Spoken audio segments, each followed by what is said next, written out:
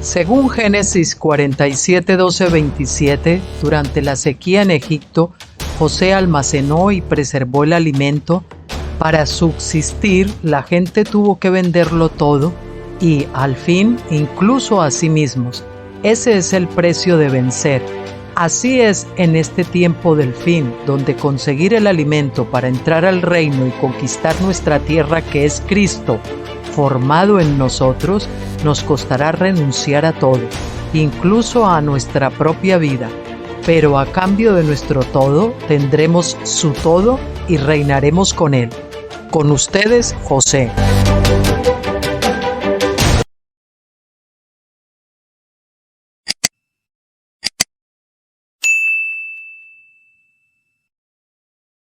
Hola, muy buenas tardes a todos. ¿Qué tal? ¿Cómo están?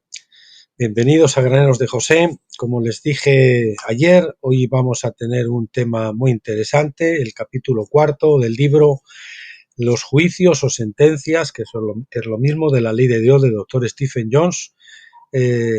Vimos, como les dije también, el Tártaro, después vimos la Gehenna, después vimos el Hades o Seol, que es lo mismo, que no hay que confundirlo con el sepulcro, y hoy vamos a ver el lago de fuego. Y después nos quedarán 2 capítulos más ya para terminar el libro. Creo que el siguiente va a ser el juicio eterno, y bueno, vamos a ver eso, ¿no? El capítulo de hoy es muy interesante porque nos va a presentar el lago de fuego como seguramente usted nunca se lo ha planteado.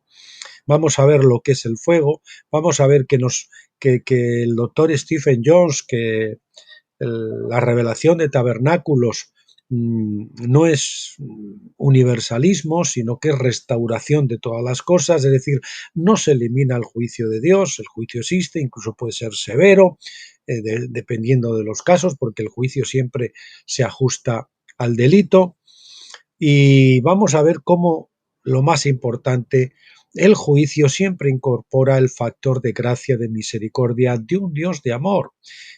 Incorpora la ley del jubileo, incorpora la gracia, que eso es lo que hasta ahora nos había sido hurtado, debido a ese cambio que hubo allí por el siglo IV, V, donde se creía en la restauración de las cosas y se empezó a cambiar eso, debido a Agustín principalmente, por el juicio eterno, ¿no? El campeón del tormento eterno, que es Agustín de Hipona.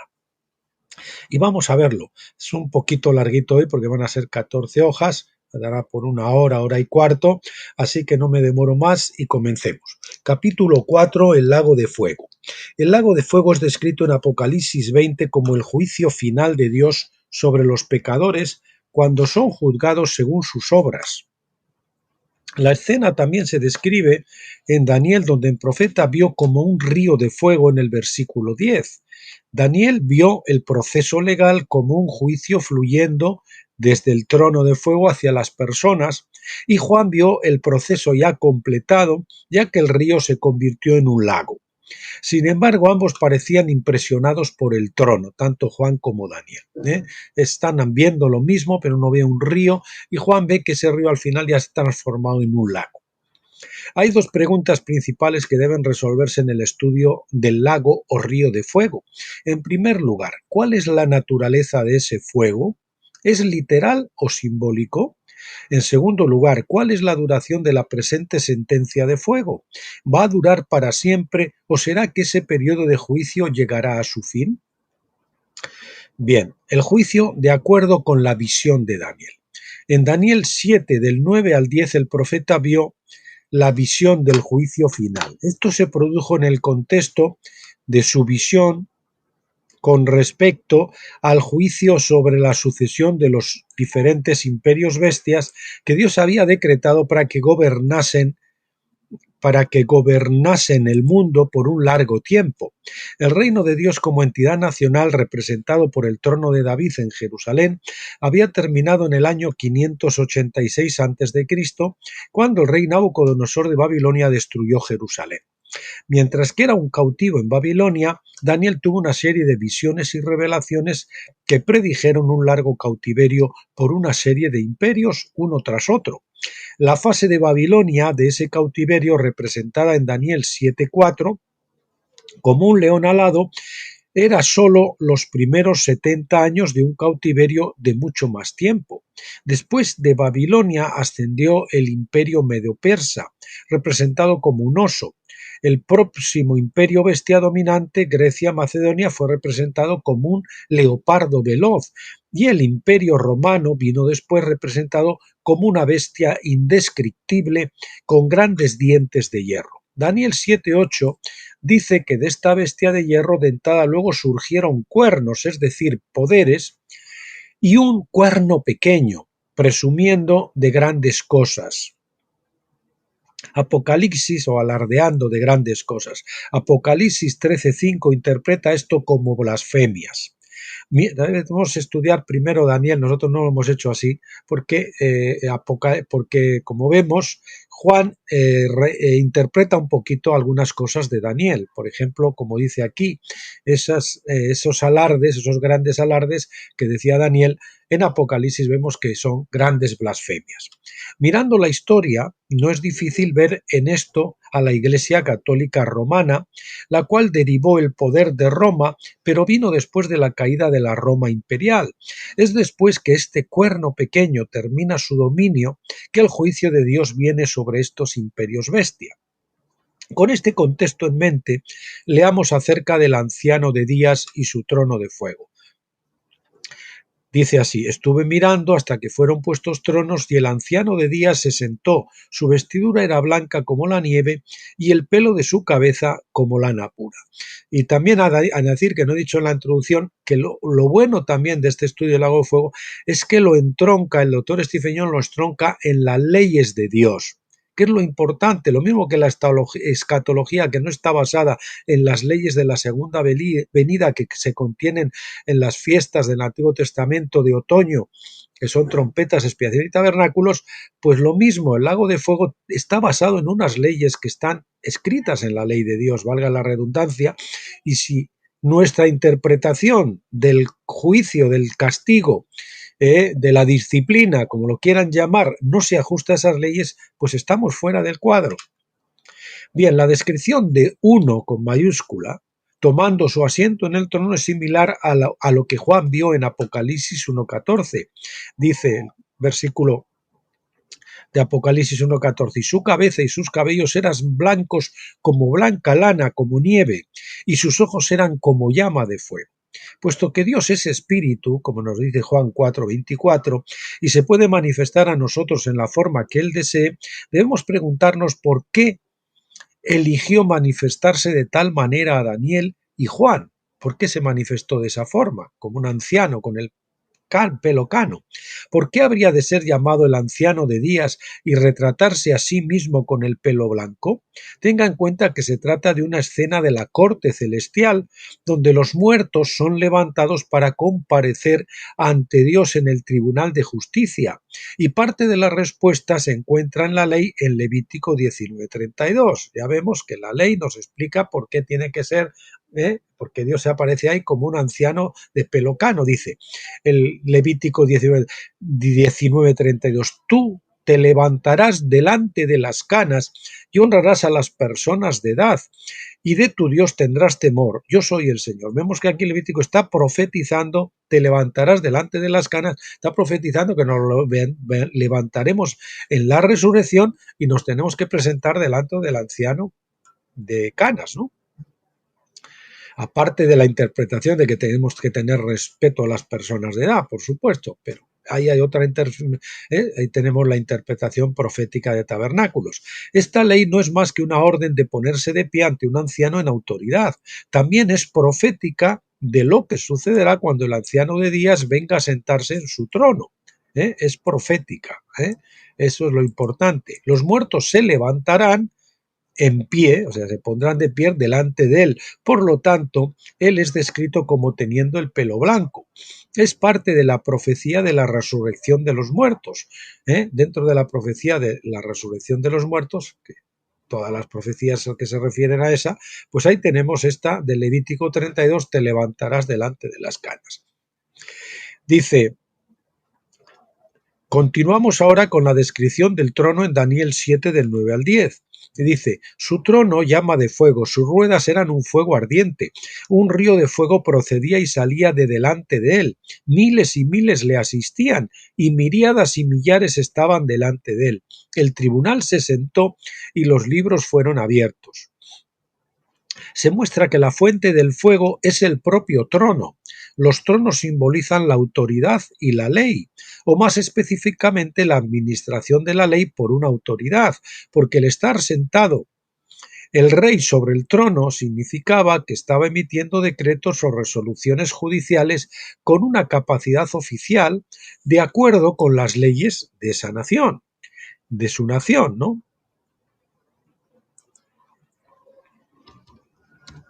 En Estados Unidos, donde no tenemos rey, tenemos un sistema judicial independiente y los jueces se sientan en el tribunal. Cuando el juez entra en la sala del tribunal, todo el pueblo se pone en pie. Es una figura similar, ¿no? El tribunal indica que el juez ahora hará que se juzguen los asuntos de acuerdo con la ley de la tierra, del Estado. Veamos la visión observada por Juan en Apocalipsis 20 del 11 al 12. Dice así, y vi un gran trono blanco y al que estaba sentado sobre él, de cuya presencia la tierra y el cielo huyeron, y ningún lugar se encontró para ellos. Vi a los muertos grandes y pequeños de pie delante del trono, y los libros fueron abiertos, y otro libro fue abierto, el cual es el libro de la vida. Y los muertos fueron juzgados por las cosas que estaban escritas en los libros según sus obras. Al comparar la visión de Juan con la de Daniel, es evidente que Daniel y Juan ambos vieron el mismo juicio final de los pecadores ante el gran trono blanco. Debido a que los muertos son juzgados según sus obras, es evidente que están siendo juzgados por la ley, que es la norma divina de lo correcto y lo incorrecto, del bien y el mal, ¿no? La ley divina mide las acciones de todos los hombres para ver lo que es pecado y lo que es justo. Pablo dice en Romanos 3:20, a través de la ley viene el conocimiento del pecado, y en Romanos 7:7, yo no hubiera llegado a conocer el pecado sino por la ley, porque yo no hubiera conocido la codicia si la ley no dijera, no codiciarás. En otras palabras, la ley divina define el pecado y es el estándar por el cual todas las acciones de los hombres son juzgadas, como dice Juan tan simplemente en 1 de Juan 3:4. El pecado es infracción de la ley, anarquía, iniquidad. Bien, el fuego son las sentencias o los juicios, como prefiera, de la ley divina. En el caso del gran trono blanco en Daniel y Apocalipsis, Dios juzga a todos los hombres según su propia ley. El fuego que procede del trono son los juicios o sentencias de la ley divina según las obras de cada cual. Una opinión común es que este fuego es literal y que va a durar para siempre, con el argumento de que las personas serán inmortales y a prueba de fuego, pero serán capaces de experimentar el dolor. Fíjese qué lucubración nos montamos en su día para justificar esto, del fuego literal. Otros dicen que el fuego no es literal, sino que simplemente se quemará o aniquilará a los pecadores. En estos dos puntos de vista Dios aplica el castigo, pero no se hace justicia. Nuestra opinión es tomada de la misma ley divina. Esto es lo importante, que la opinión de Stephen Jones está tomada de la propia ley divina. Pues así es como Dios define la justicia. En ninguna parte en la ley divina se encuentra una disposición para quemar a alguien con vida por cualquier pecado, o por algún pecado, por el pecado que fuese, ¿no? El único uso del fuego que se encuentra en la ley es cuando un cadáver podía ser quemado o cremado, si prefieren, con el fin de impedir un entierro honorable. Levítico 21:9 dice que la hija de un sacerdote, si se convertía en prostituta, debía ser quemada con fuego. El mismo juicio debía ser administrado a un hombre que se casaba con una mujer y su hija. Levítico 20:14. Tales juicios han sido interpretados en la Edad Media para justificar quemar viva a la gente, pero en la ley divina la justicia no habría quemado vivo a nadie. Eran ejecutados primero, a menudo por lapidación, y después sus cuerpos eran quemados, pero solo después de haber sido ejecutados. Esto lo vemos en el ejemplo de Acán, cuya codicia causó que 36 israelitas fueran matados en la batalla de Jai. Jueces 7:25 dice: y dijo Josué: ¿por qué nos has turbado? Caiga la perturbación de Yahvé sobre ti en este día. Y todo Israel los apedreó, y luego los quemaron con fuego después de apedrearlos con piedras. Esto es lo que hoy llamamos historia, que nos muestra cómo se aplicaba realmente la ley. El valor de la jurisprudencia, y para eso tenemos que ver los juicios anteriores en la historia, en la ley de Dios. El valor de la jurisprudencia es que nos muestra cómo debemos interpretar la ley correctamente. Este es el único caso que se nos da en las Escrituras donde la ley divina se administra adecuadamente. Babilonia, por supuesto, tenía un horno de fuego, y esto fue utilizado contra los 3 enemigos de Daniel en Daniel 3:11, pero Nabucodonosor no siguió la ley divina, sino más bien la ley de Babilonia. Hay quienes han argumentado que los holocaustos en la ley son tipos del infierno, como pago por el pecado. Sin embargo, ningún sacerdote nunca prendió fuego a un holocausto antes de matar al animal. El animal era matado primero. Además, Jesucristo fue el cumplimiento de todos estos holocaustos y sacrificios de todo tipo, y a Jesucristo no lo quemaron. Jesús no fue quemado en la hoguera, sino crucificado por nuestros pecados, ni Jesús tuvo que entrar en un infierno ardiente para pagar por nuestros pecados.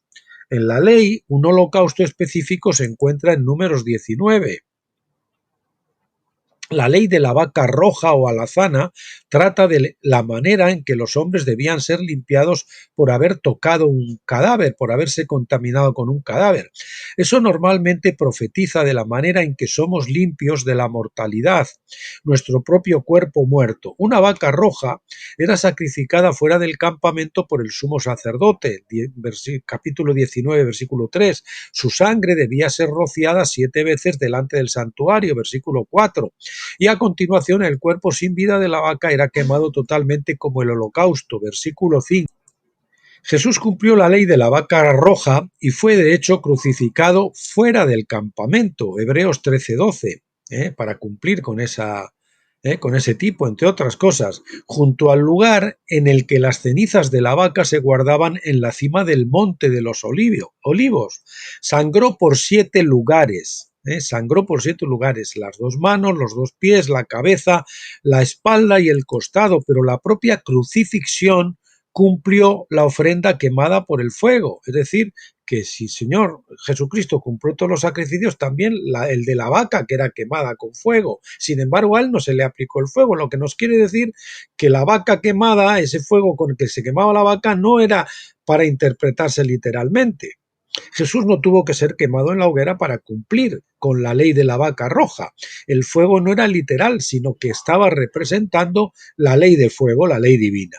Y cuando aplicamos la muerte de Cristo a nuestros corazones, así como las cenizas se esparcían sobre el inmundo, la vida de Cristo también es imputada a nosotros. Romanos 6 del 13 al 11, del 3 al 11.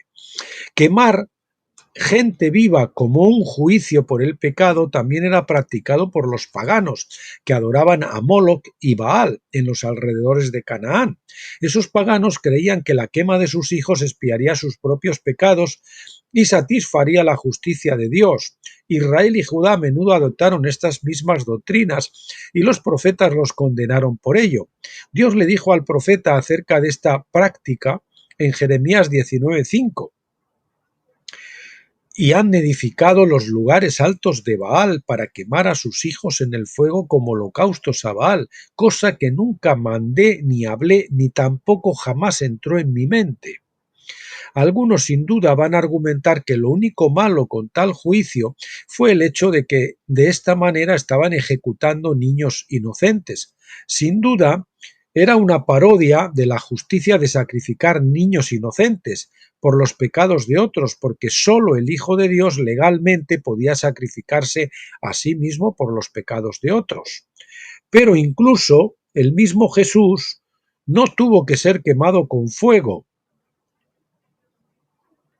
para pagar por el pecado de la humanidad. Escuchen esto, incluso el mismo Jesús no tuvo que ser quemado con fuego para pagar el pecado de la humanidad, porque ese no era el castigo por el pecado. Si la ley divina hubiera exigido el fuego del infierno, entre comillas, para pagar por cualquier pecado, entonces Jesús habría tenido que ser quemado en el infierno cuando fue al Hades.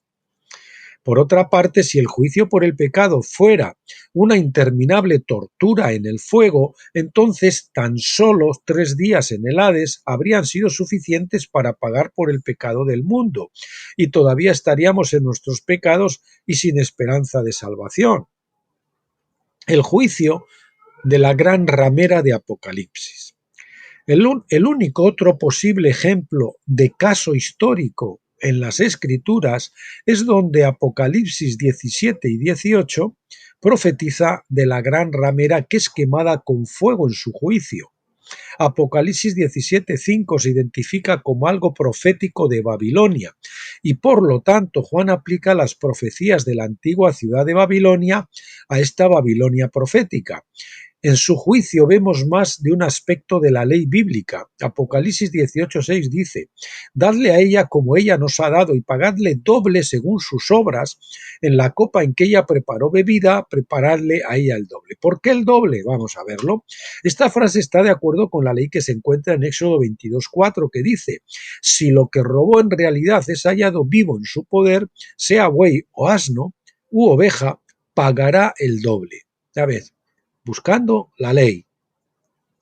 Dios entregó a su pueblo, que son las ovejas, en manos de Babilonia por solo 70 años, Jeremías 25:11, y así Babilonia fue divinamente autorizada para tomar posesión de Judá y de Jerusalén durante ese tiempo. El profeta dice en Jeremías 50 del 6 al 7, mi pueblo se han convertido en ovejas perdidas, todos los que los hallaban, los devoraban, y sus enemigos han dicho, no somos culpables, ya que ellos han pecado contra Yahvé, que es la morada de justicia, contra Yahvé, la esperanza de sus padres.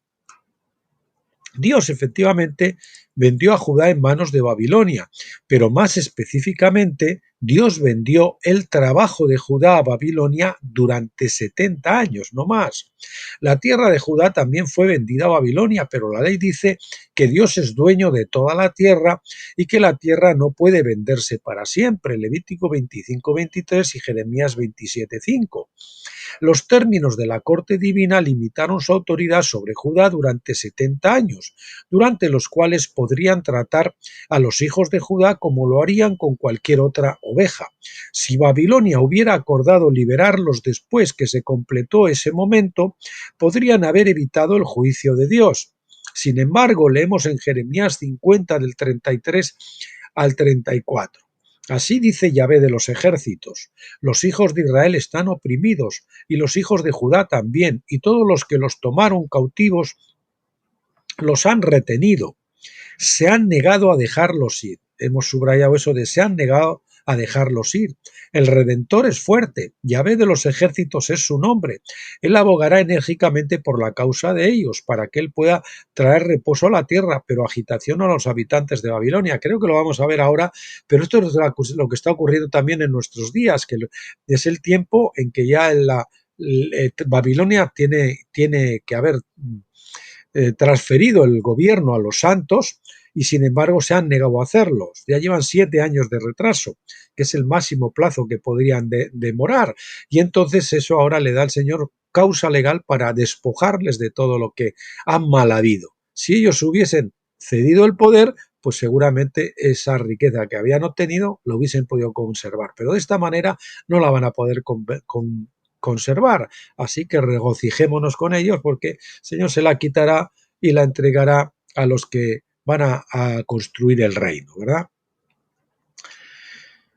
Debido a que Babilonia se negó a liberar a las ovejas de Dios al final de su condena, Dios hizo cumplir su mandato legal utilizando a los ejércitos medo-persas. Así también sucede con la Babilonia profética de Apocalipsis 17 y 18, lo que la Biblia llama ahora Misterio Babilonia. Ellos también se han negado a liberar a las ovejas de Dios después de 70 años. Misterio Babilonia o Babilonia misteriosa, Babilonia oculta, se convirtió en un imperio secreto, oculto, misterioso en 1913-1914 con la aprobación de la ley de la Reserva Federal, donde el mundo se llama oculto secreto, el mundo ha entrado en cautiverio sin darse cuenta, ¿no? Ciegamente no se dan cuenta de que hemos estado esclavizados y todavía lo estamos, ya por muy poquito tiempo. Esperamos que ya para el año que viene, como muy tarde, esto esta gente ya se ha ido al garete. Bien, entonces Misterio Babilonia se convirtió en un imperio secreto oculto misterioso en 1913-1914 con la aprobación de la ley de la Reserva Federal. Esto ocurrió precisamente 2520 años después de que la ciudad original del imperio babilónica se hubiera establecido en el 607 a.C. Y aquí lo que tenemos precisamente la esclavitud a la Reserva Federal, la esclavitud al cuerno, a la bestia de la tierra, en este caso, que sucede y toma la preeminencia incluso sobre la bestia del mar, que es el Vaticano, el cuerno religioso y el cuerno financiero de la banca Rothschild, la Reserva Federal y todo esto, el dinero deuda, ustedes ya saben, el dinero fiat. Ocurrió precisamente, como hemos dicho, bueno, eso ya lo hemos leído. Este ciclo es el tiempo profético, es decir, 7 por 360 años, 7 tiempos, un tiempo es un año, pues 7 tiempos por 300 son 7 por 360 años, 7 tiempos de la profecía. Misterio Babilonia ha gobernado suprema desde que la ley fue aprobada en 1913, cuando el presidente Wilson firmó el proyecto de ley en 1914 sin siquiera leerla. Nosotros y el mundo entero hemos repetido la cautividad de Babilonia en nuestro siglo pasado porque una vez más Dios vendió todas las naciones en sus manos. Pero cuando su tiempo señalado llegó a su fin a partir de 1983 a 1984, se negaron a liberarnos una vez más. Por esta razón, Dios ha comenzado a socavar este gran imperio económico y religioso y se apresura a llevarlo a su fin. Bueno, luego hay unos plazos que aquí no entra en detalle porque dirán ustedes, bueno, de 1984 ahora, ¿qué ha pasado? Bueno, eso se explica en otras partes, en otros libros del doctor Stephen Jones, no vamos a entrar ahora en ello, ¿no? Las sentencias de que Babilonia debe restaurar el doble de lo que ha robado, como dice la ley, muestra que el sistema babilónico, tanto antiguo como moderno, es un sistema de robo legalizado. Un sistema piramidal, un esquema Ponzi, donde nos están robando, es como un pulpo, una sanguijuela gigantesca sobre el globo terráqueo, chupando la riqueza de todos los demás. La sentencia, bueno, un robo legalizado. Si bien esto podría haber sido legal durante el tiempo en que Dios había vendido a su pueblo en sus manos por su pecado, de repente se convirtió en ilegal cuando terminó nuestro cautiverio debidamente ordenado. Entonces ellos ahora están haciéndolo ilegalmente. Antes lo estaban haciendo con el permiso del Señor como disciplina o como castigo a nosotros por las razones que sean, por nuestra desobediencia, suponemos. El plan de Dios ha permitido la desobediencia de la Iglesia en general. El plan de Dios ha permitido a Babilonia mantener el control durante un tiempo más allá de su tiempo asignado para que él pudiera tener causa legal contra Babilonia, porque es su plan para despojar a Babilonia de la riqueza que obtuvo a partir de sus cautivos. Nosotros. Si el sistema mundial de Babilonia hubiera puesto en libertad a la gente a tiempo, sus ricos varones adinerados podrían haber mantenido su riqueza. Hay de Soros, hay de los Rothschild, hay de los Guillermitos Puertas, hay de toda esa gente. Pero en su orgullo pensaron que podían continuar cosechando de forma indefinida los beneficios del juicio de Dios sobre su pueblo. Estaban equivocados, por supuesto, pero no está a nuestro alcance proseguir con este tema aún más. Hemos escrito mucho para establecer y dejar claro que la ley divina es la base del juicio de Babilonia. Esto es lo que ha hecho hasta ahora establecer el doctor Stephen Jones, que la ley divina es la base de juicio con que el Señor ahora se apresta a juzgar a Babilonia. El otro juicio principal contra Babilonia, que es más relevante para nuestro estudio del uso del fuego en la ley de Dios, se encuentra en Apocalipsis 18:8.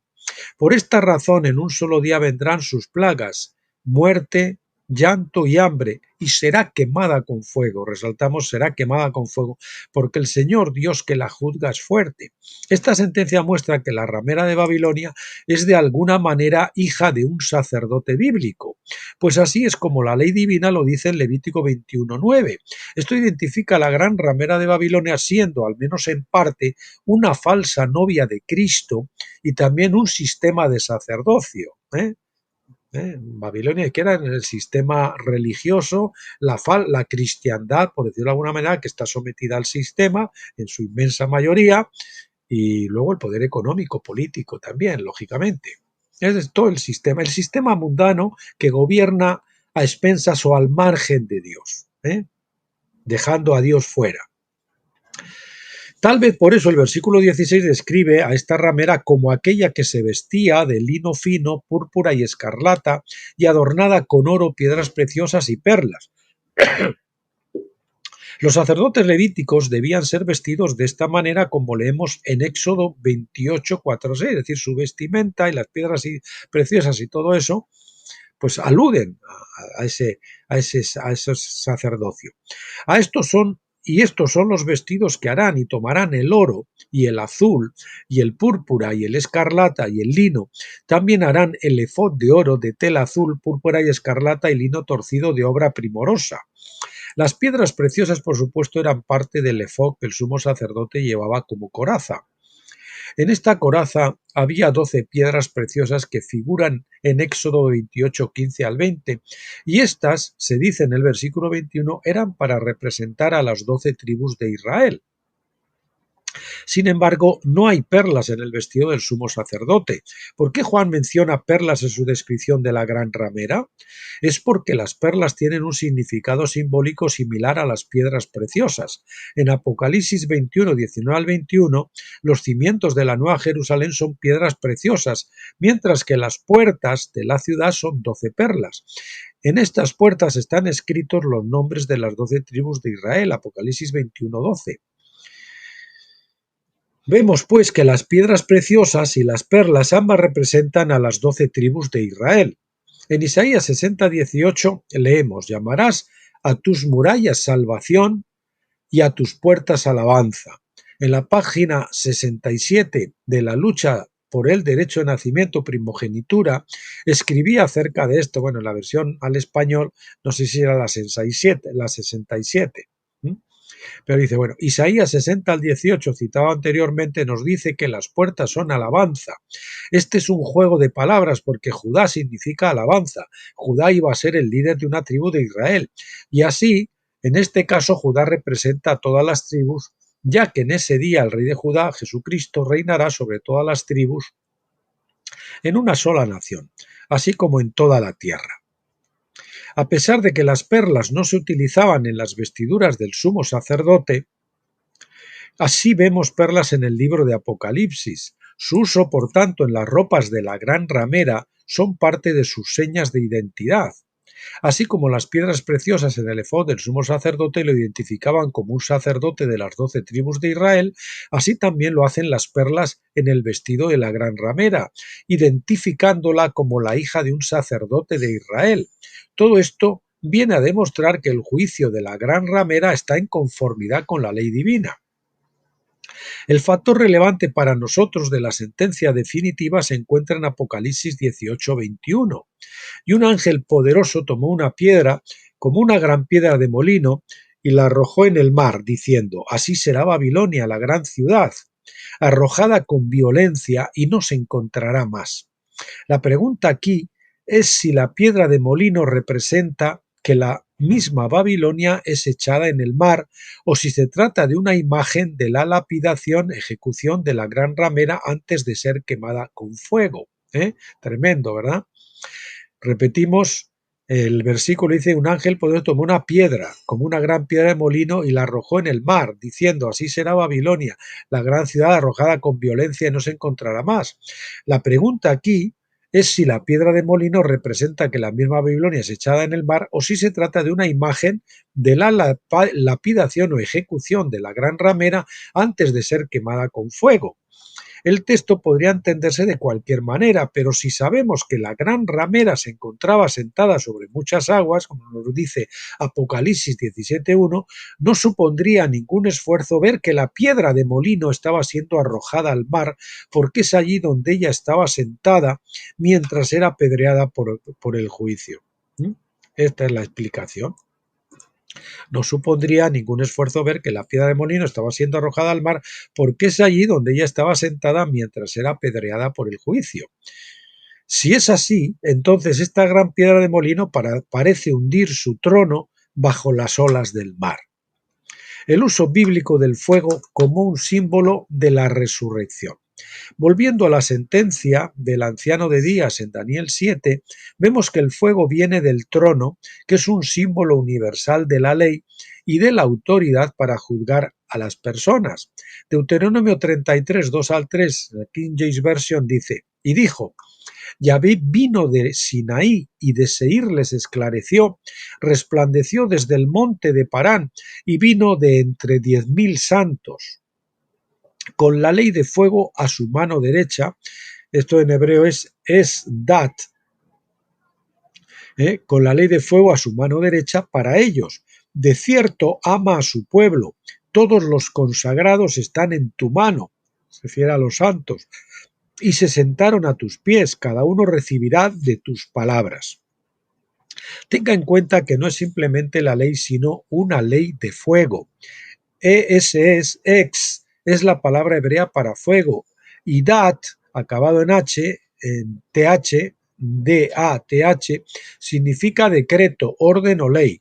Preste especial atención también a que esta ley se dice que proviene de su mano derecha. Y luego dice que todos sus santos están en su mano. Como mostraremos más adelante, sus santos son los llamados a administrar la ley, porque son aquellos en cuyos corazones está escrita la ley divina, los vencedores. Es por ello que tanto la ley como sus santos, los vencedores, son identificados como miembros de la mano de Dios. Pero por ahora es suficiente ver que la propia ley se caracteriza por ser fuego. La ley es el fuego. No es un fuego literal, sino que el fuego alude a la ley. Cuando Dios apareció en el monte Sinaí para dar al pueblo la ley divina, él también fue visible solo como fuego. Deuteronomio 4:36 dice, de los cielos te hizo oír su voz para disciplinarte, y en la tierra te mostró su gran fuego y has oído sus palabras de en medio del fuego. Recuerden también que a Moisés también se le manifestó en la zarza como fuego, y a Sadrach, Mesach y Abednego, el otro, el que era como el hijo de los dioses, el cuarto que se les aparecía en el horno, también fue en medio del fuego. En otras palabras, la ley se pronunció y salió en el monte de en medio del fuego. Este es el significado del fuego saliendo desde el trono de Dios, como un río de fuego sobre el pueblo. David usó esta misma terminología en el Salmo 18 del 7 al 8, en referencia al día en el monte Sinaí. Entonces la tierra se estremeció y tembló, y se conmovieron los fundamentos de los montes, y se estremecieron porque él se enojó.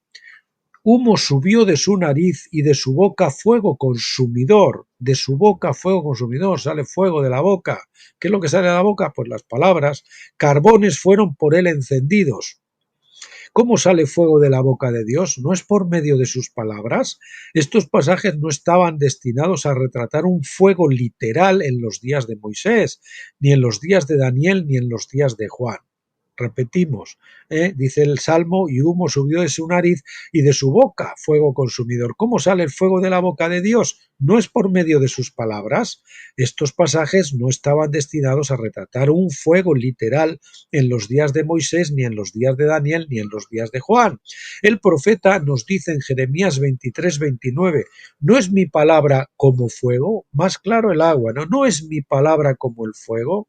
El fuego es un símil, una metáfora de la palabra de Dios, de la ley de Dios.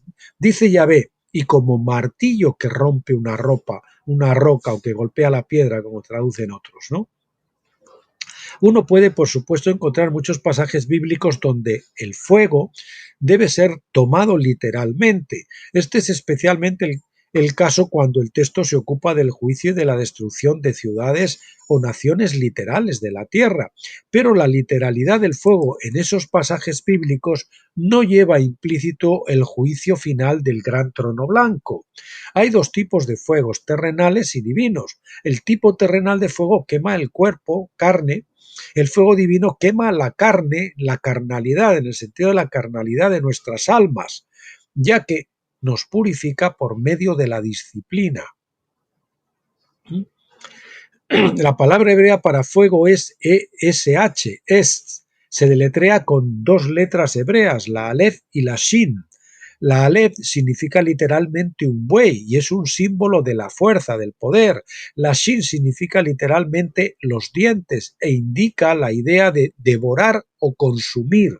Por lo tanto, la palabra hebrea para fuego literalmente significa el fuerte devorador o el fuerte consumidor. Moisés utiliza el juego de palabras para describir la aparición de Dios en el monte en forma de fuego, diciendo en Deuteronomio 4:24, porque Yahvé tu Dios es fuego consumidor, Dios celoso. Perdón, los israelitas creyeron que el fuego de Dios quemaría y consumiría literalmente su carne, por lo que se negaron a obedecer a Moisés cuando les dijo que se acercaran a Dios. Éxodo 20 del 18 al 21. 40 años más tarde Moisés les recordó aquel día escribiendo en Deuteronomio 5:25. Ahora bien, ¿por qué hemos de morir? ¿Por qué este gran fuego nos consumirá? Si seguimos oyendo la voz de Yahvé, nuestro Dios, por más tiempo, entonces moriremos. Así se refería. Es que acercarse a Dios consume, quema nuestra carne. Y ese es el holocausto. Cuando ya hemos muerto a la carne, el holocausto ya está terminado, ha sido consumido. Cuando hemos muerto a la carne. Ellos no entendían la diferencia entre el fuego literal y el carácter de Dios. No vieron que un fuego literal quema la carne del cuerpo, pero el fuego de Dios del Dios consumidor solo destruye, consume la carne, la cual de todos modos deberemos someter a él para la destrucción. Si no es ahora en este tiempo, será en el milenio, si no en la edad del lago de fuego, pero toda la humanidad va a tener que someter su carne. No eran como tantos cristianos de hoy que todavía no entienden la diferencia. Pensamos que el fuego de Dios es con el propósito de destruir los Estados Unidos, que usted ahí ponga su país, cuando en realidad su propósito es destruir nuestra carne por medio de la disciplina divina. Ese es el horno, ese es el fuego, esas son las tribulaciones. No os sorprenda, y dice Pedro del fuego, no, Santiago, del fuego de la prueba que os ha sobrevenido, ¿no? Como si alguna cosa extraña os aconteciese. No sé si es Pedro o Santiago ahora, no me acuerdo. Isaías 26:9 dice, por la noche mi alma suspira por ti, de hecho mi espíritu dentro de mí te busca a ti con diligencia, porque cuando la tierra experimenta tus juicios, tus sentencias, los moradores del mundo aprenden justicia. Así es como aprendemos la justicia, a través del fuego de Dios, de la sentencia de Dios, de la disciplina de Dios. El propósito del juicio de Dios es enseñar la justicia al mundo, no quemarlos y convertirlos en cenizas. El motivo del fuego es para mostrarnos que, así como el fuego terrenal quema la carne, literal, volviéndola a cenizas, también el fuego divino quema la carne, la carnalidad, volviéndola a ceniza. Entendemos las cosas espirituales por sus contrapartes terrenales, pero no debemos confundirlas. No debemos confundir la metáfora con lo real.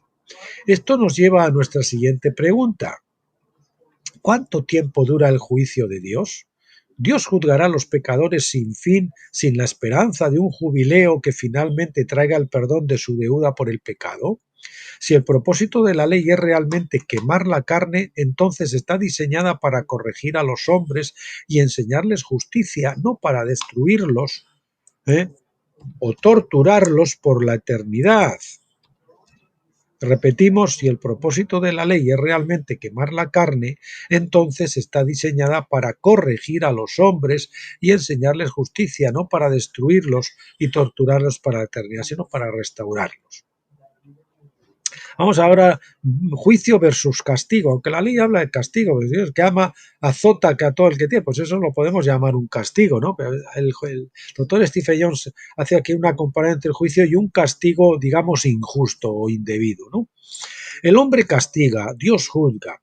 Es nuestro sistema de derecho, en nuestro sistema que heredamos del derecho romano, la principal preocupación no es la justicia, sino la disuasión, la cual se trata de lograr al ordenar más penas y más severas cada vez para el crimen. Que nos lo digan ahora, ¿verdad? En estos últimos años que hemos vivido unos tiempos muy especiales y que a uno le querían montar con tropecientos mil euros por no llevar una mascarilla o cosas así. Bien, hace 2 siglos en Inglaterra se habían progresado tanto en este sentido que los hombres estaban siendo ahorcados por robar una barra de pan. El castigo es el camino del hombre para resolver el problema de la delincuencia. Pecado, la justicia es secundaria, pero en la ley de Dios las prioridades se invierten. La justicia es primordial y la disuasión es secundaria. Cuando los hombres castigan de acuerdo con las tradiciones de los hombres, los pecadores son castigados ya sea mucho o demasiado poco. Dios no disciplina excesivamente ni disciplina poco a nadie. El juicio siempre se ajusta a la delincuencia o al delito. Vamos a poner mejor al delito, al delito. Si un hombre roba 1.000 euros, deberá restaurar precisamente el doble a su víctima, ni un centavo más sin el consentimiento del pecador, ni un centavo menos sin el consentimiento de la víctima. La justicia divina no puede alinearse con la norma del bien y el mal del hombre, pero yo mismo, el doctor Stephen Jones, siempre defenderé la palabra de Dios donde quiera que los dos no estén de acuerdo, y como dice, sea Dios veraz y todo hombre mentiroso. Nuestra es la confusión, como dice Israel, nuestra es la confusión de rostro y tuya es la justicia. Señor, siempre que haya duda, pongámonos del lado del Señor. Quemar viva a la gente en el infierno no es justicia, es castigo infundado. La verdadera justicia nunca se habrá llevado completamente a cabo hasta que se haya recompensado a todas las víctimas de la injusticia y el pecador se ha restaurado a la gracia. Esto es de las cosas que, por ejemplo, aquí, a las víctimas del terrorismo y todas estas cosas no se les tiene en cuenta para nada. Al contrario, los que les infligieron ahora están gobernando en las instituciones y a los otros no han tenido restitución y ni siquiera se han arrepentido ni han pedido perdón. Eso es tremendo. Esa es la justicia, entre comillas, que tenemos ahora en este sistema babilónico. Esto no puede suceder en el sistema penitenciario del hombre, ni podría suceder por torturar a los pecadores para siempre, ni podría ocurrir tampoco aniquilando a todos los pecadores en el fuego. Todos estos métodos alternativos representan un castigo, no la justicia divina. Solo la justicia de la ley divina que se encuentra en la Biblia es la verdadera justicia. Su propósito es no solo reintegrar a todas las víctimas por sus lesiones, sino también está diseñada para llevar hacia el perdón del pecador y a su restauración en la congregación, es decir, en la iglesia. Es cierto, por supuesto, que la ley es débil en algunos aspectos. Pablo dice en Romanos 8:3 que la ley es débil por la carne. Es decir, si un hombre cometió asesinato, la ley no puede devolver la vida a la víctima. Y así la restauración no es posible debido a la debilidad de la carne. Si se viola a una mujer casada, el pecador no tiene la facultad de anular la violación de ella. Debido a la humana debilidad carnal, entonces la ley es débil. Por eso, en estos casos, el pecador era condenado a muerte, que no era otra cosa sino que diferir el juicio al Señor, y decir, bueno, pues te lo mandamos ya para que tú juzgues esto, puesto que nosotros aquí somos incapaces de administrar justicia en este caso. Cada vez que el delito era tal que no había manera posible de restaurar el orden legal, el pecador debía ser condenado a muerte. O sea, nada puede borrar una violación ni nada puede borrar un asesinato. Ahí quedan. Condenar al pecador a muerte solo era justicia parcial, porque nadie puede devolver dos vidas por la vida que fue robada. De hecho, la ley dice que una doble indemnización era el mandato para las ovejas que eran encontradas con vida en el poder del ladrón. Si la oveja había sido matada, el ladrón debía dar 4 ovejas por una oveja y 5 bueyes por un buey. Éxodo 22:1. Ya que ningún hombre puede dar más que su propia vida, es evidente que la pena de muerte no era la pena completa que podría satisfacer la ley. Tampoco la pena de muerte hace nada para compensar o restaurar a las víctimas de la injusticia. Los familiares del hombre asesinado también eran afligidos. ¿Quién les quita la pena, no? La mujer violada quedaba emocionalmente cicatrizada para toda su vida.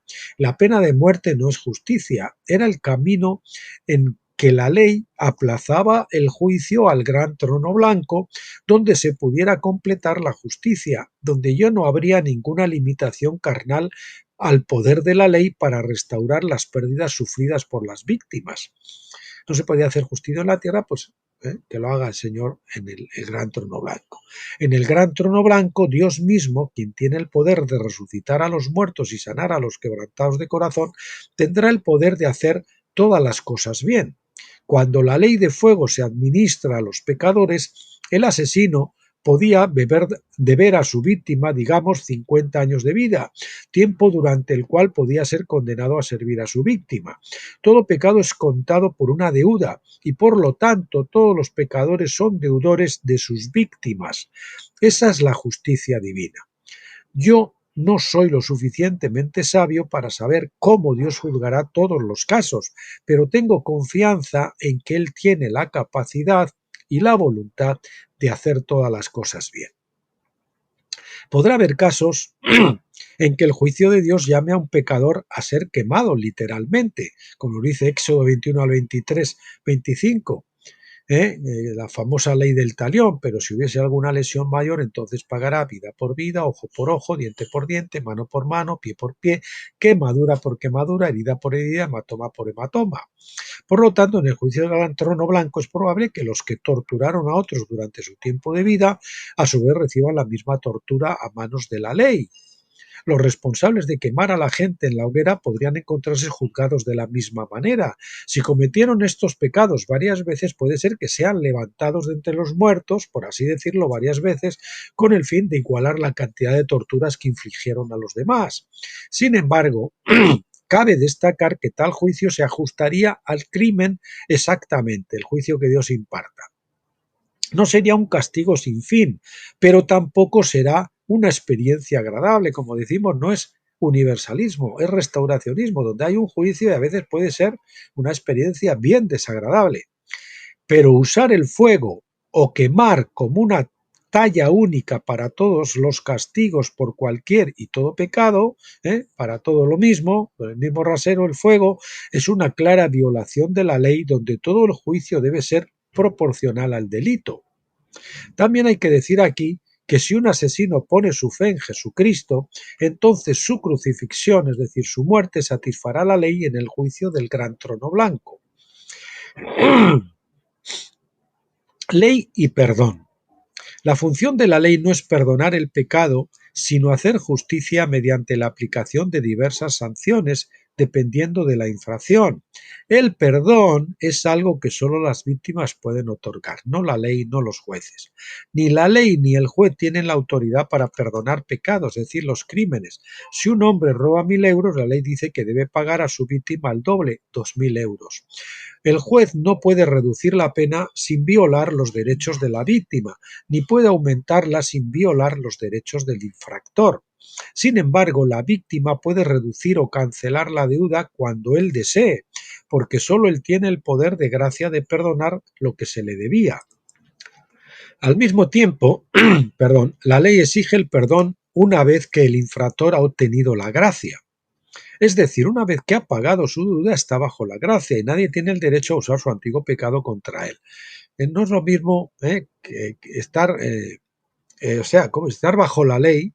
Uno está bajo la ley, pero está bajo la ley solamente hasta que ha cumplido su pena. Cuando ha cumplido la pena ya no está bajo la ley. Eso lo dice que ya no estamos bajo la ley. No quiere decir que la ley haya sido quitada. La ley está. Pero cuando tú pagas lo que te corresponde pagar según la ley, ya no estás bajo la ley, estás bajo la gracia. Pero eso no quiere decir que la ley ha sido quitada. Es una interpretación muy mal hecha que se ha hecho de lo que es estar bajo la ley o bajo la gracia. Levítico 19, el 17 al 18 dice: no aborrecerás a tu hermano en tu corazón, podrás ciertamente reprender a tu prójimo, pero no incurrirás en pecado a causa de él. No tomarás venganza contra los hijos de tu pueblo, sino que amarás a tu prójimo como a ti mismo. Yo soy Yahvé. En otras palabras, nadie tiene el derecho de exigir al transgresor más de lo que la ley permite. Cuando la deuda está totalmente pagada, el perdón es obligatorio. Amar al prójimo significa que no se puede tratar a nadie como a un exconvicto. Él es un pecador perdonado que ahora está bajo la gracia. Las leyes de redención. Otra disposición de la ley por la cual este tipo de deudas se pueden pagar se encuentra en las leyes de la redención.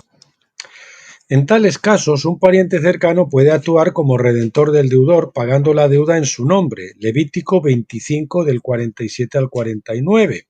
El redentor en esencia compra la nota de deuda del deudor. La deuda se transfiere al redentor y el deudor redimido ahora debe trabajar para el redentor hasta que la deuda se pague. Levítico 25, 53. Jesús vino a la tierra como un pariente cercano de los humanos. Hebreos 2:11, con el fin de poder tener el derecho legal de redención. Tenía que tener la misma condición, de que tener consanguinidad o parentesco. Solo podía, para tener derecho, ¿no? Si no, precisamente el que tenía la posesión del esclavo se podía negar. Si no era un pariente redentor, en cambio, se podía negar. En cambio, si era un pariente, pues estaba obligado a admitir la redención, a recibir la redención, el rescate, y a soltar al esclavo y entregárselo al redentor. Él compró nuestra nota de deuda, Jesús, porque Pablo dice en 1 Corintios 7:23 que habéis sido comprados por precio. Pablo también dice en Romanos 16:22 sobre las personas rescatadas: pero ahora, habiendo sido libertados del pecado y hechos siervos de Dios, tenéis por vuestro fruto la santificación y como fin la vida eterna. En otras palabras, el deudor pecador ha sido liberado del viejo amo, el pecado, con el fin de servir a su redentor. El redentor le enseña cómo ser respetuoso de la ley y no un sin ley, es decir, un anárquico, y la forma de ser guiado por el Espíritu para su santificación. Jesús nos redime para darnos el derecho de continuar, no nos redime para darnos el derecho de continuar sirviendo al pecado. En otras palabras, Él no compró para nosotros el derecho a ser desobedientes a su ley. Nos compró con el fin de que podamos servirle a Él y aprender justicia, teniendo como fruto la santificación y como fin la vida eterna. No nos quedamos en un estado neutral y aún no servimos al diablo, pero tampoco servimos a Jesús, no. O servimos a uno o servimos al otro. No hay un término medio. Durante esa edad final de juicio sobre los pecadores, los creyentes heredarán la tierra, Mateo 5:5. Dice que los creyentes, es decir, los vencedores, heredarán la tierra. Estos creyentes son el cuerpo de Cristo. En ese tiempo, ya al final del milenio, o cuando empiece la edad del lago de fuego, pues ya todos los creyentes, seguramente la iglesia también que se levantó al final del milenio, pues también habrán recibido sus muchos o sus pocos dotes y ya estarán todos como cuerpo de Cristo, pues disponibles para heredar la tierra. Estos creyentes son el cuerpo de Cristo, son los hijos de Dios que manifiestan plenamente a Cristo con su carácter y sus obras. Como tales recibirán la sagrada responsabilidad de hacer lo que Él hizo, principalmente los vencedores, ¿no? En el gran trono blanco, el juez de toda la tierra condenará a todos los pecadores incrédulos al imponer sobre ellos la deuda contraída por cada pecado que alguna vez cometieron. Todos los pecadores serán plenamente responsables por sus obras, como Apocalipsis 20 del 12 al 13 claramente nos dice. Sin embargo, la ley también ordena que siempre debe haber provisión para la redención de la tierra o cualquier parte de la misma. Levítico 25 del 23 al 24 dice: la tierra no se venderá a perpetuidad, porque la tierra mía es, porque vosotros extranjeros y forasteros sois para conmigo. Por tanto, para cada tierra de vuestra propiedad deberéis proporcionar redención a la tierra. Todos los hombres están hechos del polvo de la tierra, nosotros estamos hechos del polvo de la tierra, comenzando con Adán, Génesis 2:7, Dios es dueño de toda la tierra, incluidos nosotros, por derecho de creación, y así la ley anterior se aplica a toda la humanidad. Siempre debe haber una provisión para la redención de la tierra. La única justificación de Dios para esta ley es el argumento de que Dios es dueño de toda la tierra y por lo tanto tiene el derecho de fijar a los hombres los términos para la herencia de su tierra.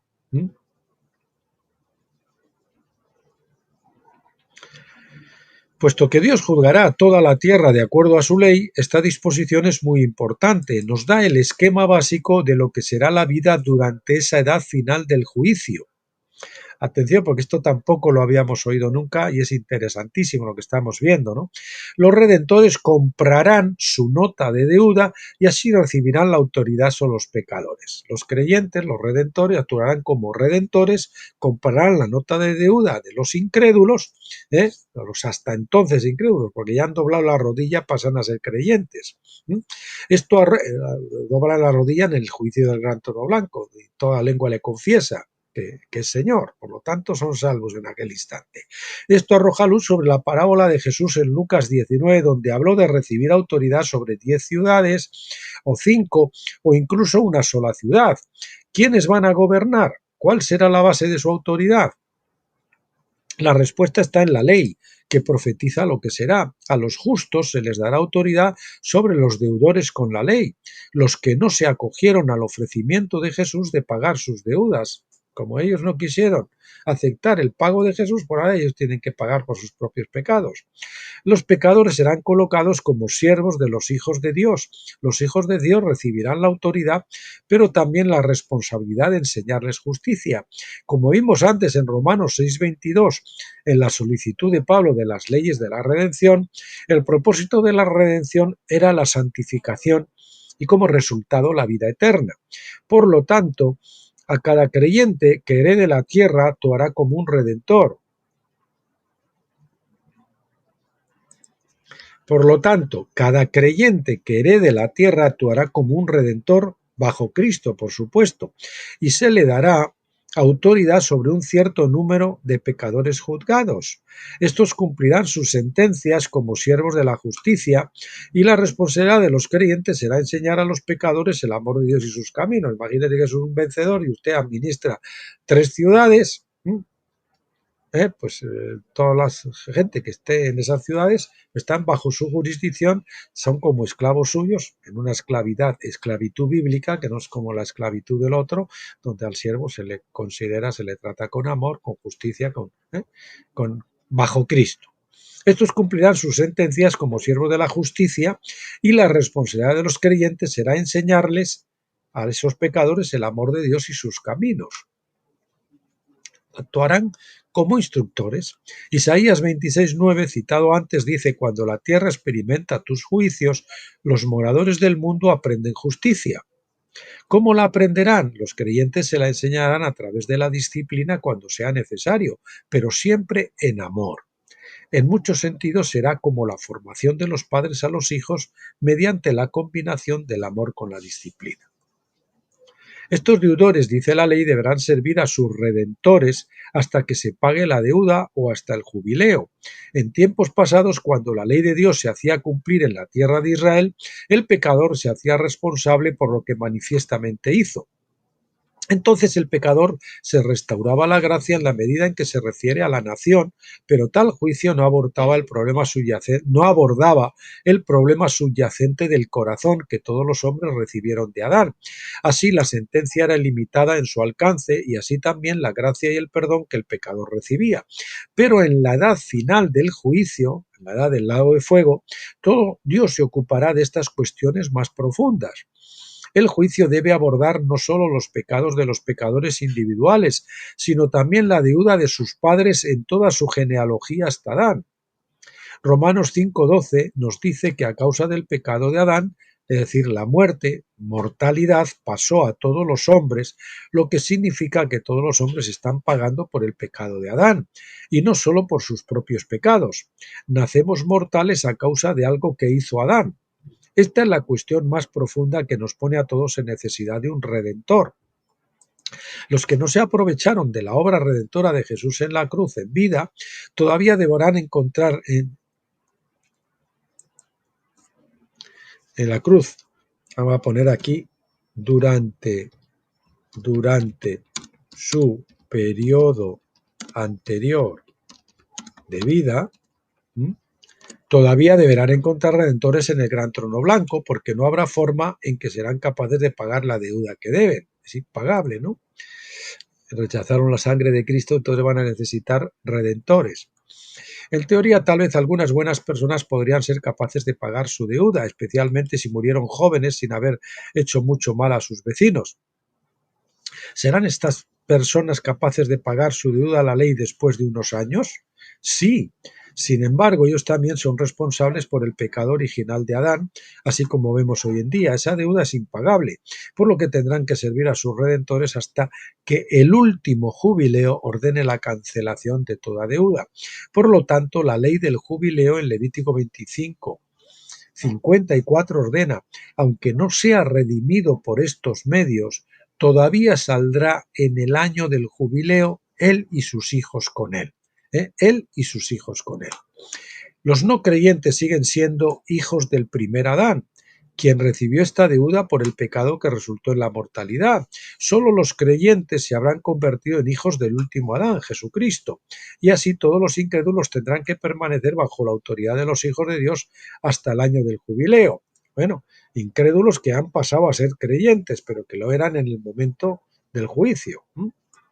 Entonces toda la creación, Adán y sus hijos con él, serán puestos en libertad, en la libertad gloriosa de los hijos de Dios, como dice Romanos 8:21.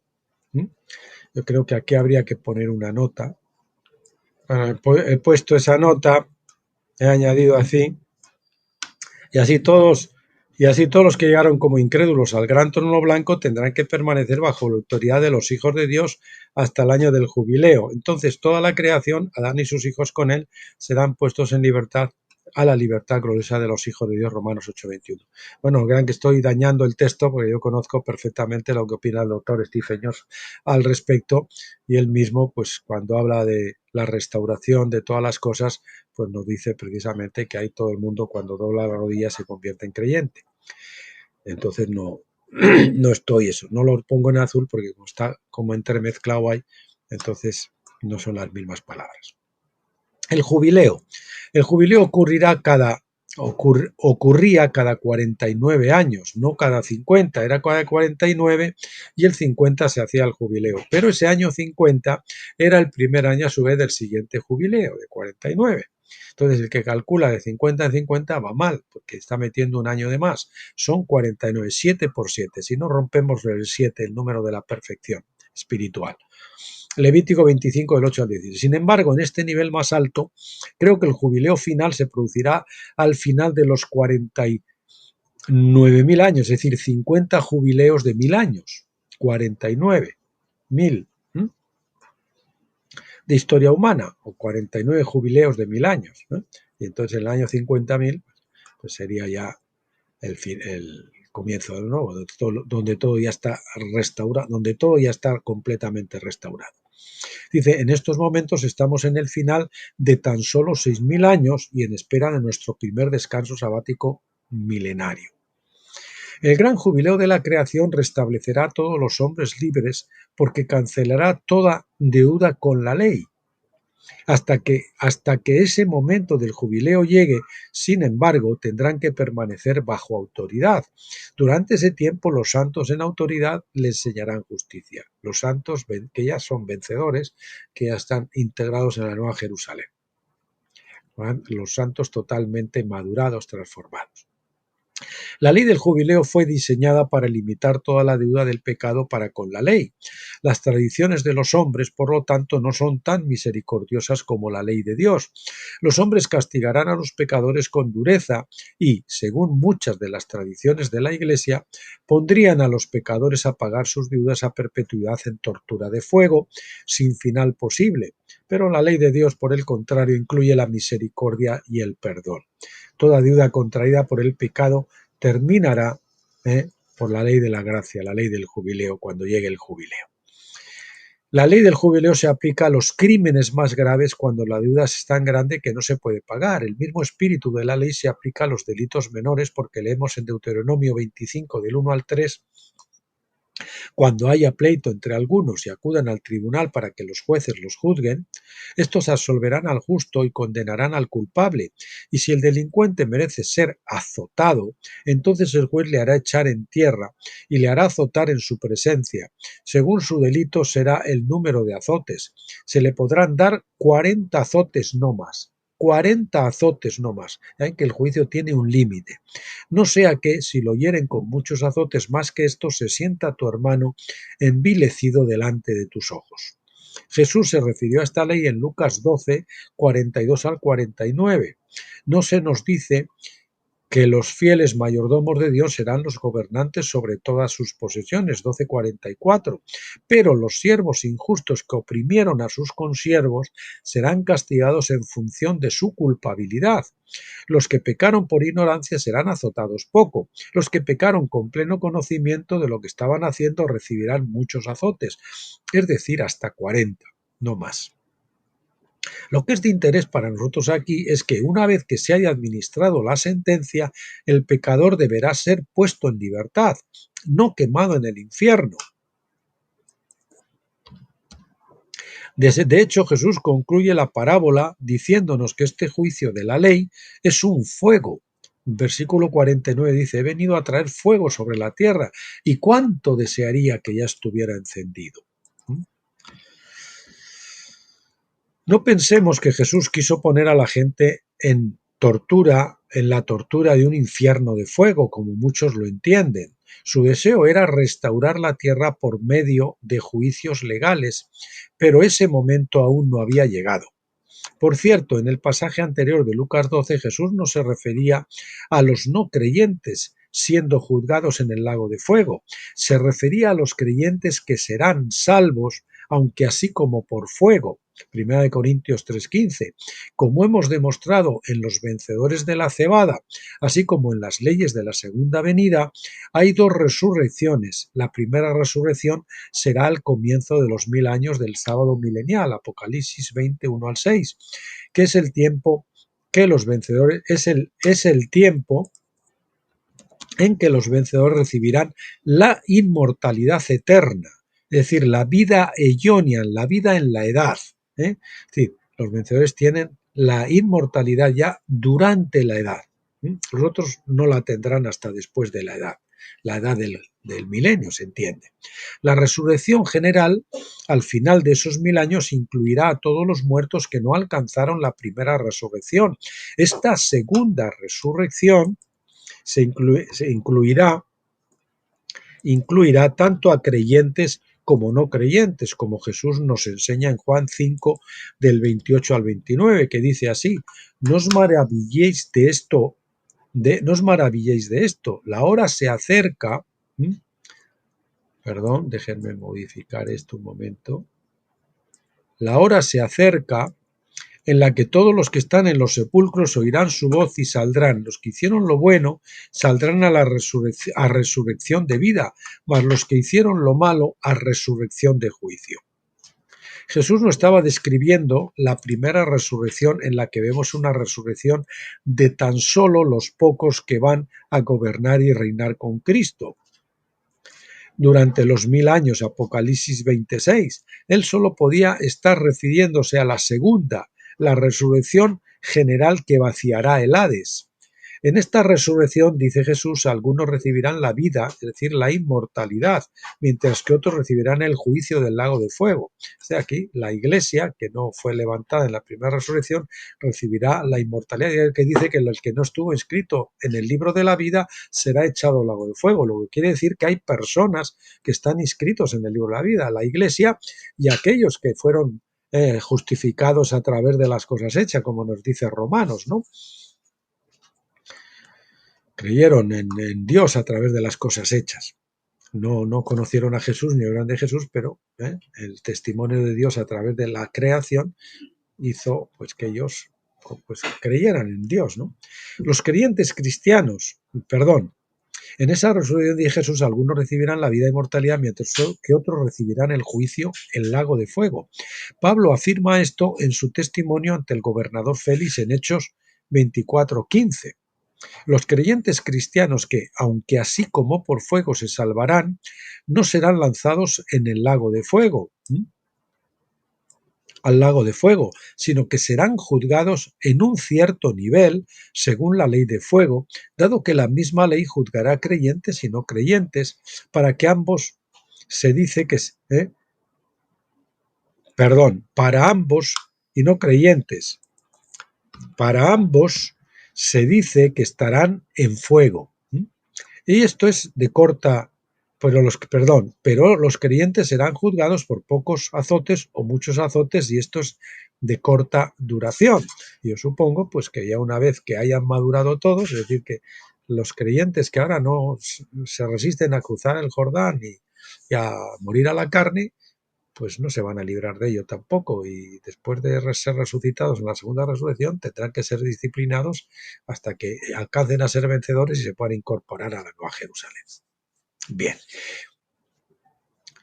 Dios tratará como desobedientes, es decir, sin ley o anárquicos, a los hijos que necesitan un poco de disciplina porque se negaron a ser obedientes a su ley después que Cristo los hubo redimido. No obedecieron a la ley, no se sometieron al bautismo de fuego y ahora lo tendrán que hacer. ¿De acuerdo? Eso lo vamos a ver. Nadie se va a sustraer de eso, así que mejor pasarlo ahora y gobernar con Cristo 1000 años, no perderse los 1000 años, ¿verdad? Los no creyentes, sin embargo, serán juzgados por crímenes más graves. Para ellos será el lago de fuego, que solo terminará en el juicio, en el jubileo final, cuando toda la creación alcance la libertad gloriosa de los hijos de Dios, como dice Romanos 8:21. La disciplina de los hijos. La Biblia enseña claramente que el propósito de los juicios, es decir, sentencias de la ley, es primero tener justicia para las víctimas y en segundo lugar obtener el perdón para el pecador. Con demasiada frecuencia este objetivo secundario se ha perdido en el celo de los hombres por el castigo. Salmo 130 del 3 al 4 dice: si tú, Yahvé, miraras las iniquidades, oh Yahvé, ¿quién podría soportar? Pero en ti hay perdón para que seas temido, es decir, respetado. Aquellos de nosotros que han criado hijos pueden entender muy bien la declaración de David. La disciplina es necesaria con el fin de llevar a los hijos a madurez y enseñar la diferencia entre el bien y el mal. La ley, es decir, las reglas del hogar, es su maestro de escuela para llevarlos a Cristo. Con cada juicio debe haber perdón al final de la época de disciplina. El perdón después de la disciplina es lo que hace que un niño respete a los padres. Este es el temor saludable que David menciona, el temor reverente, el respeto, que a veces yo digo, muchas veces digo que es más que un temor reverente, porque uno cuando se enfrenta a la autoridad de Dios dice, trágame tierra, ¿no? Este es el temor saludable que David menciona. El exceso de disciplina hará que el niño desarrolle un tipo poco saludable de temor y pronto perderá el respeto a los padres. Esto está dando a luz hijos en este Dios está dando a luz hijos en este mundo. Es por eso que hemos sido llamados los hijos de Dios. Eso también es el por qué se dice que Dios es nuestro Padre. Él es el Padre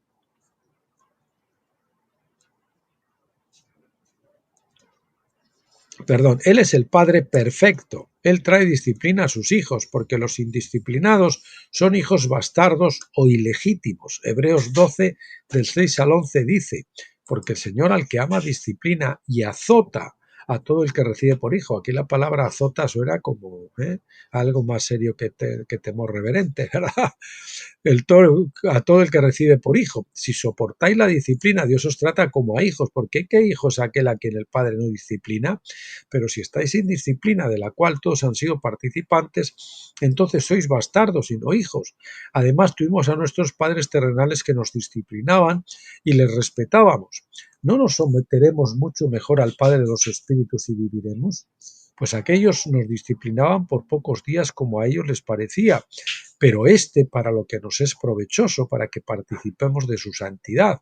Es verdad que ninguna disciplina parece al presente ser causa de gozo, sino de tristeza, pero después da fruto apacible de justicia a los que han sido ejercitados por medio de ella.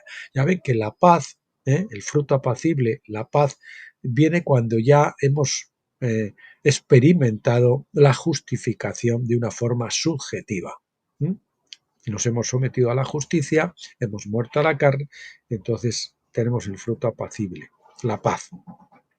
El problema es que los hombres a menudo no tienen un temor saludable a su Padre Celestial, porque se les ha enseñado que Él sobredisciplina a sus hijos, o es muy exigente, muy duro, ¿no? De hecho, a muchos católicos se les ha enseñado como cosa natural que Jesucristo es inaccesible y que se quemarán vivos si alguna vez intentan estar demasiado cerca de Él. Por esa razón se les enseña a orar a María pidiéndole que interceda por ellos. María es menos amenazante, dicen, porque todo el mundo sabe que un buen hijo va a escuchar a su mamá. Es triste que los hombres se hayan asustado alejándose de Jesús. Durante su ministerio en la tierra los hombres se sentían atraídos hacia él, incluso los niños debido a su gran amor y ternura hacia ellos. Pero las tradiciones de los hombres han invertido esto y muchos ahora realmente no le conocen en absoluto. Yo mismo como padre sé cómo me sentiría si mis propios hijos pensaran que yo soy tan aterrador. Y yo mismo tengo que confesar que en su día, cuando yo no era creyente, pues fue un tanto aterrador para mis hijas y me arrepiento de ello, obviamente. Y no me gustaría que algún día ellas pues perdonaran aquello, porque era en mi conciencia, en mi falta de sabiduría, y pues eso se restaurara de alguna manera, ¿no? De hecho, por lo general, las denominaciones de la Iglesia quieren asustar a la gente para que se sometan a sus líderes. Este no es un temor saludable, pero los líderes justifican su comportamiento afirmando ser un reflejo de Jesucristo. Por lo tanto, si Jesucristo es un Dios tan terrible, entonces los hombres deben temer a la Iglesia, que supuestamente le representa. Pero, ¿con qué frecuencia la Iglesia refleja realmente el carácter de Jesucristo? Ese es el problema que hace que el nombre de Dios muchas veces sea blasfemado por los incrédulos, porque dicen, pues si los cristianos son así, ¿verdad? Mejor yo me quedo como estoy. Bien, queridos amigos, hermanos, el próximo día veremos el capítulo 6, el próximo día que toquemos este libro, que sería el juicio Eonian, que vamos a ver que es un juicio no eterno. Eonian se refiere a un periodo, Eonian, juicio Eonian. No juicio eterno. Es la palabra Olam. Recuerden, hablaremos de esto. Y bien, pues el próximo día, sea mañana o si no es mañana será el jueves, Dios mediante, o el viernes, depende, pues veremos el libro, un par de capítulos, yo creo, de mi libro Reflexiones acampados hoy. No les digo nada más, les dejo en las manos de nuestro Señor, que es misericordioso y bondadoso, y me despido de ustedes hasta el próximo día. Hasta entonces, pásenlo bien.